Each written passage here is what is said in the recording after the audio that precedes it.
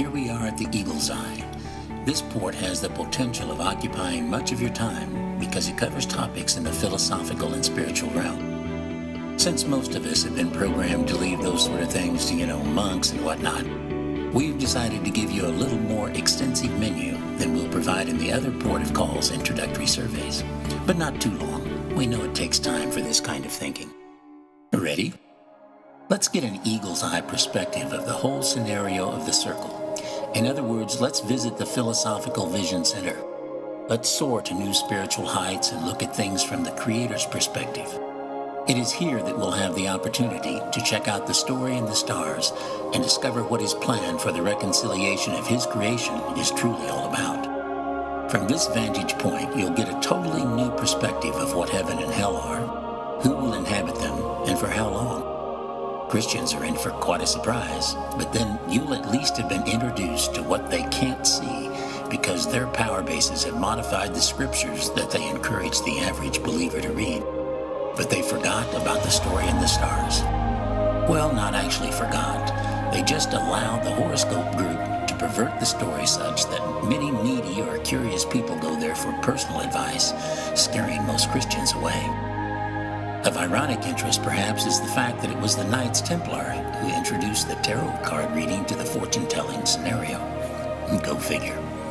However, the Creator's message to mankind, forever visible and audible in the stars, called the Mazzaroth, gives a whole new perspective. Instead of personal fortune-telling, it is in reality the history of the reconciliation of all of creation. Again, let us suggest an itinerary so that your stay here can be most profitable. Treat each pamphlet as an informational building block, each one's significance being foundational to the one which follows it. The first one, Am Hashem, Hebrew for people of the name, introduces you to precepts one should use to evaluate the religious or secular spiritual force fields promoting their worldview. Yes, Grasshopper, you will find that everything, be it religious or secular, is much more spiritual than you once imagined. And for that reason, one should be able to discern which spiritual camp they have encountered. Strange as it may be, the two competing camps regarding the existence of a creator do seem to agree on one criteria. They don't want you to know his name, or at the very least, what the significance of his name means for you.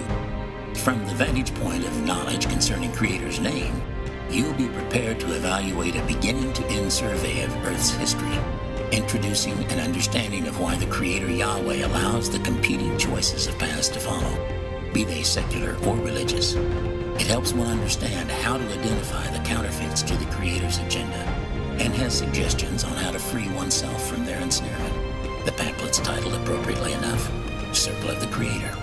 Then we'd like you to visit our first real adventure into the Mazzaroth, or the Creator's story in the stars. We've entitled this Arcturus, Grand Shepherd of the Hills. This exciting story in the stars refutes Christianity's theologies of shame, be they eternal tormentist, annihilationist, or universal salvationist. It thoughtfully describes Creator's fail-safe strategy to bring all of His creation back to Himself in one of two ways. We call it the theology of justice. After having been introduced to the theologies of shame, one might wonder why and how these theologies were allowed to permeate the religious community. That debacle of a story is surveyed in another Mazzaroth scenario we've called Serpent Holder, Tragic Mystery of Christianity. It is here you'll discover who Jesus Christ, be he Mormon or Christian, truly is. This will perhaps be such an unsettling discovery that you will most surely need the next story of the stars that we suggest in the initial visit to the Eagle Eye port of call. We've called it Orion's Belt, and it can't help but bring to mind the events of another great cruise, the Titanic. History reveals that warnings of abnormal iceberg flows were sent to the captain through intermediaries, warnings which were missed or ignored because of personal matters or plausibility factors relating to the intermediary's discretion.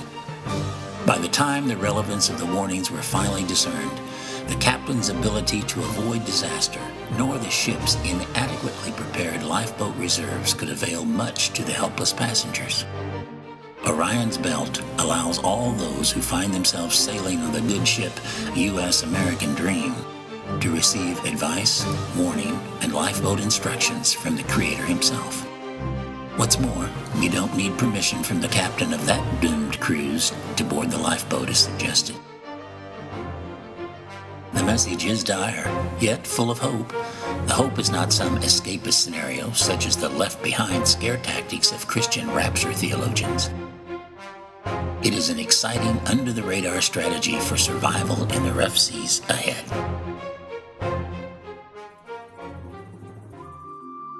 The next two pamphlets explore spirit world's involvement in Earth's affairs and attempts to give a logical scenario which may explain why there are extra scriptural literature which seems to conflict with the stories as reported in Genesis, and why the Book of Enoch lost its status in the New Testament era. They are entitled Behind Lucifer's Mask and the Elohim Said.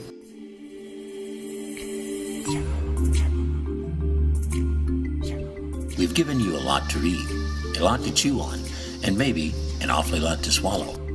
But if you don't choke on it and you're interested in staying under the radar, you'll need to go green. So when you're ready, our next visit will be to the lifeboats in green fields forever.